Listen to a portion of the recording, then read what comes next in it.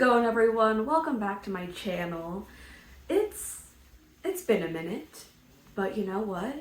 I'm alive, I'm here, and I have a new video for you. I think it's very fitting after a few month-long hiatus. I come back with a comically late Valentine's Day video. I had an extra day. Every 4 years, I have an extra day to get shit done in February. And I somehow still fail to get this out in a normal time frame. And I have nothing to say for myself. But you know, it's done now, and I would love to show it to you guys, so let's hop right into it.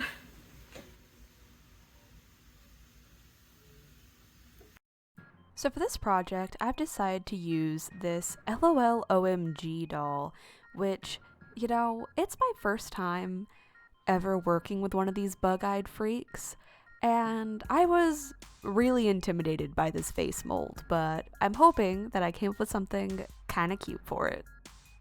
So to get started, I'm heating up her head with a hair dryer to get it nice and soft and pliable for when I go to yank it off.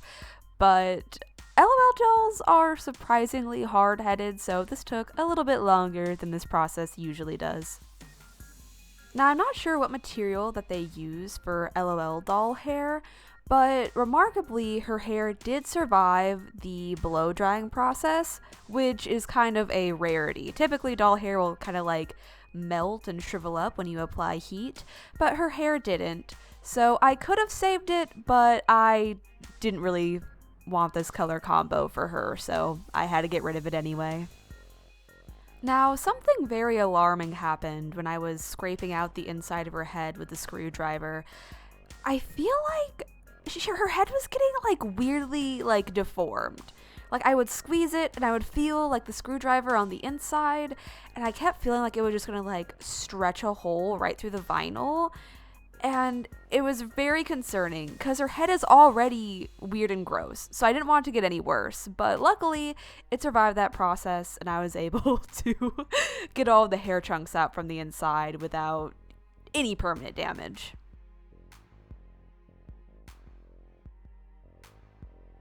Next, it was time to remove her face with 100% acetone.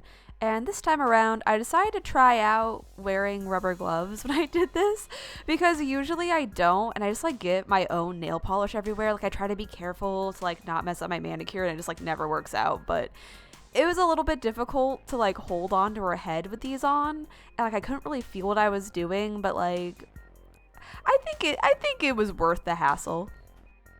Once she was all cleaned and prepped, I can finally go in and start her face up. And for this look, I really wanted to go for something very like cute and pastel. Oh dear, sorry.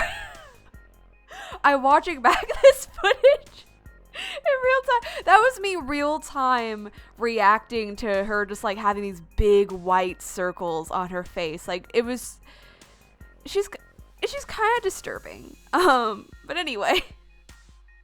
For this look, I want to give her these like really big pink pupilless eyes, because I don't know, something about this eye shape, I feel like pupils would have made it even more upsetting to look at. Like whenever they have dark eyes on these LOL dolls, I just feel like they just look so big and beady and bug-like, and it's gross.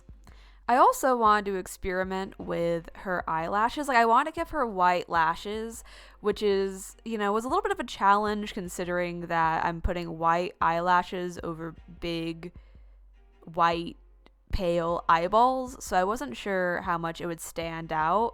But luckily, because of the fact that she has like molded on eyeliner already, like that 3D element really came through to help with this process, I think. And I ended up with something that I'm really happy with on that front.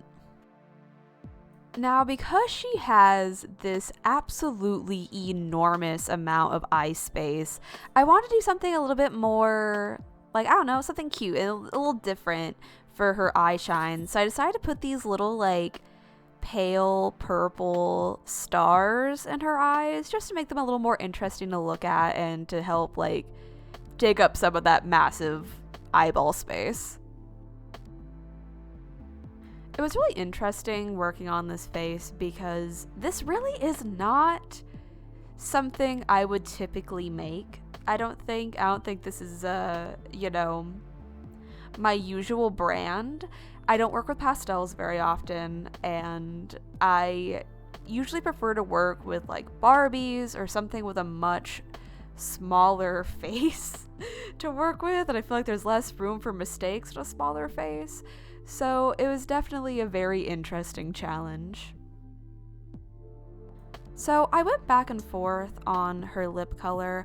Looking at it now, I don't mind this pale pink so much, but I just sort of felt like really pale lips on like a darker complexion I just didn't quite like how it looks, so I decided to go ahead and darken those up. Next, I blushed her face with chalk pastels, and I really didn't have much to do. Like, as you can see, she really does not have much face space that is not eyeball. So I just went in with some like red and pink around the perimeters of her face and like hit her nose a little bit, hit her temples, and kind of added some pink to the edges of her eyelashes and eyebrows to like add a little bit more dimension there. Now, typically, I feel like blushing is the part of the process that really pulls the face up together, and makes it look finished and complete. But this is a rare time where I feel like I could have just like not done it and it really wouldn't have made that much of a difference. Once her face up was complete, I went over it with several very watered down layers of liquid sealant. You can use whatever kind you want for this. I use matte Mod Podge. To get her ready for hair, I went ahead and painted her scalp white, which is a part of the process I typically skip, but because I'm using such a light yarn color, I was afraid that it might end up being slightly transparent, and I didn't want you to be able to like see through to her scalp underneath. So to prep the yarn, I just go ahead and wrap it around my hand to get like a loose loop to get things vaguely the same length. If I was more precise, I'd probably use something less squishy than my hand to get more accurate sizing, but I don't super care. And sorry. Once I have my strips of relatively the same length yarn, I go ahead and wrap it around a dowel, that way I can finish the prepping process. So I go ahead and unravel them first before I brush through them with a very shitty old plastic comb. Yes, a lot of people use pet brushes for this, but I haven't bought one specifically for this purpose yet, so maybe one day I'll get better materials. Once I'm done prepping the yarn, I'm ready to glue it directly to her head, so I'm using the end of a paintbrush to apply a layer of glue, and then I go in and I press the hair straight to it. This is the easiest way to do this for me. I feel like making wefts first is just like kind of an unnecessary step in the process for the way I do things. I think there is merit to making wefts. I'm just too impatient to wait for glue to dry twice, is the real answer. As you can see, I glued this layer of hair in the opposite direction as I did the previous row because I'm planning on making this a part. So once it dries, I folded it down and just used a rubber band to kind of keep it out of the way so that I could glue more hair to make it part in the other direction to get her ready for a little half up, half down hairstyle. I cut these little hearts out of pink foam to make like a little hair piece for her. And with those in place, she was ready to get dressed. So for her outfit, I decided to modify this shadow high dress because I just thought it was absolutely perfect. And we all well know that I much prefer to modify clothes than make them from scratch. So I just removed the big, ugly bow from the front, and then I reattached the gem that it came with off camera. Next, I took the boots that she originally came with and painted them to better match her outfit. To do that, I based them out in white and then went over all the little straps with a pale baby pink to match her eyeballs. For her next and potentially most important accessory, I am painting this little Cupid's bow that I happen to have in my stock box it was just too perfect, and honestly was the inspiration for this whole makeover, was to have an opportunity to use this thing, and it's so cute, y'all. I'm going to take a quick moment while I'm finishing this up to say that if you watch this far and you like this video, consider liking it. It really helps me out a lot. And if you want to see more things from me, consider subscribing. And when I say I love you at the end of the video, I'll be talking to you specifically. Now all that's left for me to do is to paint over some of her nails, as well as make a couple of accessories off camera, and she's complete. Here are the final results. I think she came out absolutely adorable. I love looking at her, and even though I talked all sort of smack about how gross this face mold is, I think I found something that works for me. And I hope you like her too. Let me know in the comments if you do, and don't be mean to me if you don't.